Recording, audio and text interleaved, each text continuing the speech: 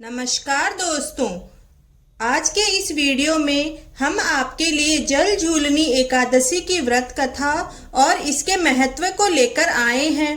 भाद्र मास की शुक्ल पक्ष की एकादशी को जल झूलनी एकादशी या परिवर्तनी एकादशी के नाम से जाना जाता है। जल झूलनी एकादशी की व्रत कथा के अनुसार एक बार युधिष्ठिर कहने लगे, हे भगवान, भाद्रपद एकादशी का क्या नाम है, इसकी विधि और इसका महत्व क्या है, कृपया करके मुझे बताइए।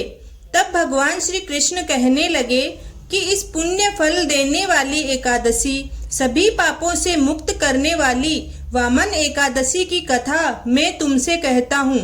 प्रिय युधिष्ठिर, ध्यान लगाकर सुनो। एक समय राजा बलि भक्त प्रहलाद का पौत्र और विमलोचन का पुत्र था। वह असुरों का राजा था। उसने अपने पराक्रम से तीनों लोकों पर आधिपत्य कर लिया था। हालांकि उसमें अपने दादा भक्त प्रहलाद के समान दान वीरता के गुण थे, लेकिन असुर होने के कारण उसमें अहंकार भी था। उसने अपने गुरु शुक्राचार्य की सहायता से 100 यज्ञों का आयोजन करवाया। इसके पूर्ण होते ही वह सदा के लिए देवराज इंद्र के आसन पर विराजमान हो जाता। उसने 99 यज्ञ सफलतापूर्वक पूरे कर लिए थे। तब देवराज इंद्र सभी देवताओं के साथ सहायता मांगने के लिए भगवान नारायण के धाम वैकुंठ गए।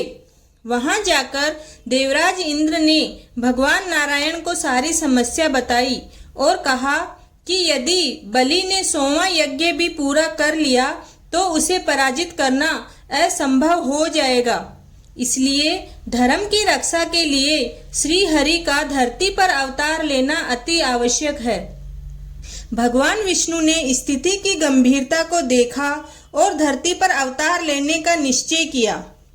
जब राजा बलि अपने गुरु शुक्राचार्य के साथ यज्ञ का आयोजन करने जा रहा था, तभी वहां भगवान विष्णु एक छोटे कद वाले बालक का अवतार लेकर आए और राजा बलि के सामने दान मांगने की इच्छा प्रकट करी।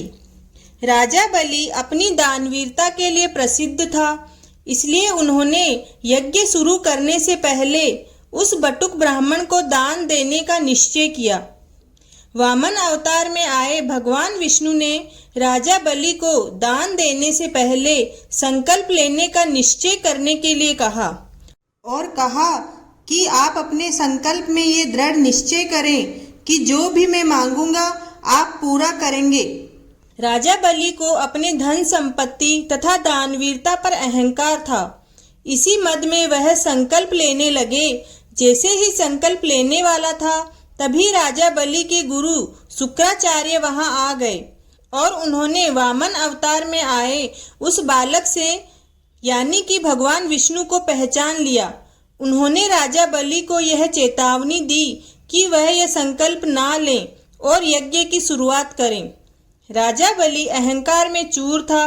वह अपनी दानवीरता से पीछे नहीं हट सकता था।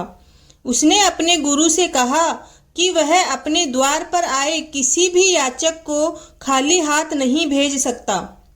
तीनों लोकों के स्वामी भगवान विष्णु उसके द्वार पर याचक के रूप में आए हैं, तो वह कैसे मना कर सकता है। यह कहकर राजा बलि ने संकल्प ले लिया। राजा बलि के संकल्प लेने के बाद उस बटुक बालक को दान मांगने के लिए कहा।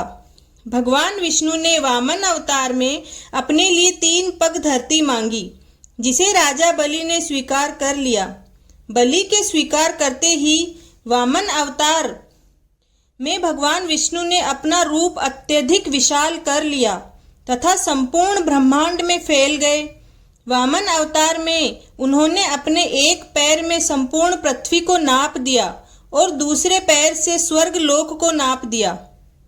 अब तीसरे पैर के लिए कोई जगह नहीं बची थी। वामन अवतार में 2 पद में ही वह राजा बलि की संपूर्ण भूमि और संपत्ति ले चुके थे। उन्होंने राजा बलि से पूछा कि तुम अब अपना वचन कैसे पूरा करोगे। यह सुनकर राजा बलि का अहंकार टूट गया तथा तीसरा पग रखने के लिए उन्होंने अपना मस्तक आगे कर दिया। भगवान विष्णु ने अपना तीसरा पद राजा बलि के मस्तक पर रखकर उसका मान भंग कर दिया तथा यह सिद्ध किया कि उसके सामने कोई भी बड़ा और महान नहीं है। इसके साथ ही भगवान वामन राजा बलि से अत्यधिक प्रसन्न हुए तथा उन्हें भविष्य में इंद्रलोक प्रदान करने का वरदान दिया। इसके पश्चात उन्होंने राजा बलि को पाताल लोक भेज दिया। तो यह थी जल झूलनी एकादशी व्रत की कथा। आपको यह कथा कैसी लगी कमेंट करके जरूर बताएं और यहाँ तक आए हैं तो चैनल को सब्सक्राइब करना ना भूलें। धन्यवाद।